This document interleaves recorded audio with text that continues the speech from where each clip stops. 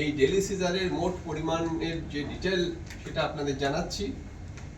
এ পর্যন্ত ক্যাশ সিজ হয়েছে 8,67,00,000 টাকা, লিকার সিজ হয়েছে 38,74,00,000 টাকা, ড্রাগস সিজ হয়েছে 19,91,00,000 টাকা, প্রেশাস মেটাল যেটা বাজেয়াপ্ত করা হয়েছে তার মোট মূল্য 30,26,00,000 টাকা, ফ্রিবিজ অর্থাৎ বিভিন্ন যে সমস্ত সামগ্রী থাকে 27,21,00,000 টাকার এবং অন্যান্য সামগ্রী 44,97,00,000 টাকার, মোট 169,77,00,000 টাকার দ্রব্য সামগ্রী এবং ক্যাশ সব মিলিয়ে যে মানিটারি ভ্যালু রয়েছে যেটা সিজ হয়েছে। গতকাল পর্যন্ত এই সংখ্যা ছিল 164,15,00,000 টাকা। এই প্রসঙ্গে একটি বড় সিজারের কথা জানাচ্ছি। গত 2 তারিখে আমাদের নদিয়া জেলার ময়ূরহাট রেলওয়ে স্টেশনে এই সিজারটি হয়েছে। এখানে বিএসএফ এবং রেলওয়ে প্রোটেকশন ফোর্স তারা একযোগে একটি অপারেশন চালিয়ে 1 কিলোগ্রাম 929 গ্রাম অর্থাৎ 1.929 কেজি গোল্ড তারা বাজেয়াপ্ত করেছে। মোট আর্থিক মূল্য 1,34,54,000 টাকা অ্যাপ্রক্সিমেটলি। এটা জয়েন্ট অপারেশন হয়েছে এবং দুজনকে এই ব্যাপারে আটক করা হয়েছে। বিষয়টি তারা কাস্টমসের হ্যান্ডওভার করে দিয়েছে নিয়ম অনুযায়ী।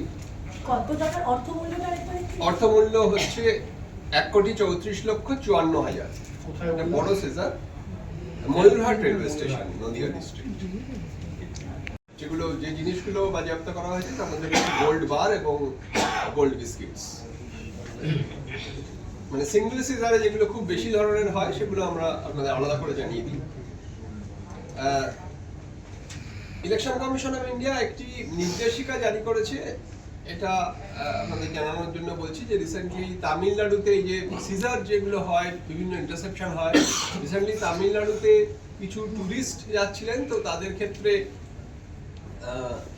কোনো এক জায়গায় তারা যে ক্যাশ ক্যারি করছিলেন তো সেইটা আটক করা হয় এবং তারপরে পরবর্তী ক্ষেত্রে এটা নিয়ে জটিলতা হয়। তো সেই জন্য কমিশন একটা নির্দেশিকা জারি করেছে যে ট্যুরিস্ট যারা ট্যুর করছেন তারা যদি মানে প্রপার ডকুমেন্টস যদি থাকে এবং যদি এনকোয়ারি করে, যদি ডকুমেন্ট নাও থাকে এনকোয়ারি করে যদি দেখা যায় কি পারপাসে তারা ক্যাশ ক্যারি করছেন তাহলে সেটা অবশ্যই সেগুলো সিজার হবে না।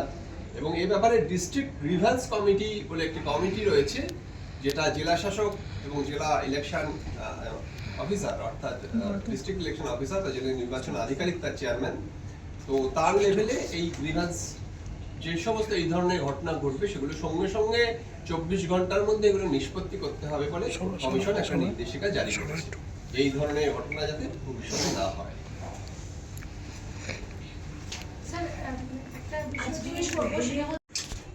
সকলের ক্ষেত্রেই এক, আমাদের বলাই আছে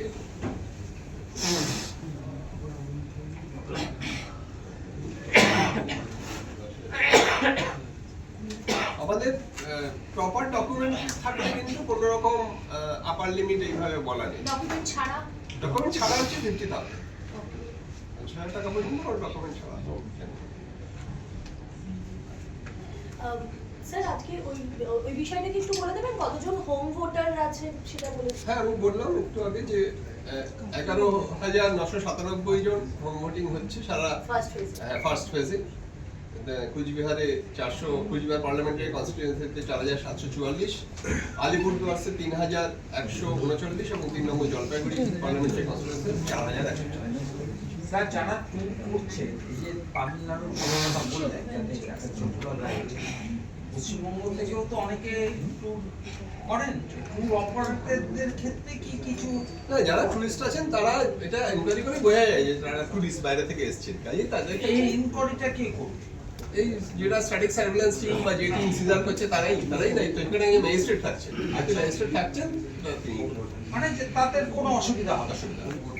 স্যার ক্যালকাটা, কলকাতা নর্থ বা সাউথের ক্ষেত্রে কি এই ভোটারদেরকে সেন্সিটাইজ করার জন্য হোম ভোটিং এর বিষয়ে কোনো কিছু হচ্ছে প্রচার, কিছু অ্যাওয়ারনেস? প্রত্যেক জেলাতেই এই ধরনের সুইপ অ্যাক্টিভিটি যেটা আমরা বলে থাকি, অর্থাৎ আমাদের ভোটারদের ভোটমুখী করতে, মানে যে সমস্ত জায়গায় ভোট কম হয় শতাংশ, যার মধ্যে আমাদের রাজ্যের ক্ষেত্রে পার্লামেন্টারি কনস্টিটিউয়েন্সি আমাদের কলকাতা নর্থ তার মধ্যে পড়ছে, যেটা ন্যাশনাল অ্যাভারেজের থেকে কম।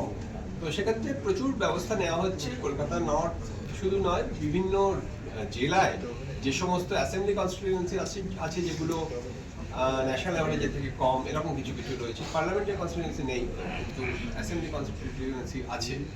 তো সেক্ষেত্রে সিস্টেমেটিক ভোটার্স অ্যাওয়ারনেস, যেটা সুইপ অ্যাক্টিভিটি বলে থাকে, সেভাবে প্রচুর ব্যবস্থা নেওয়া হচ্ছে। বিভিন্ন জায়গায় আমাদের ক্রিয়েটিভস, আমরা রিসেন্টলি 5টা ফিল্ম লঞ্চ করেছি, স্মল ফিল্মস, এগুলো আপনাদের টিভি চ্যানেলেও বিভিন্ন জায়গায় দেখানো হবে, একটা সংক্ষিপ্ত ভার্সন।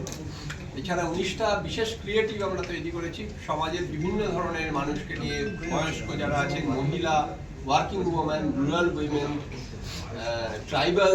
ট্রাইবাল উইমেন যারা রয়েছেন, transgenders, young voters, young electors, aged electors, এই ধরনের সমাজের বিভিন্ন সোসাইটির যারা মাইগ্রেন্ট লেবার, তাদেরকে নিয়ে এইগুলো করা হয়েছে। এই ক্রিয়েটিভসগুলো সমস্ত জায়গায় দেখানো হচ্ছে। আমাদের কলকাতার ক্ষেত্রে মেট্রো রেলওয়েতে তারা দেখাচ্ছে,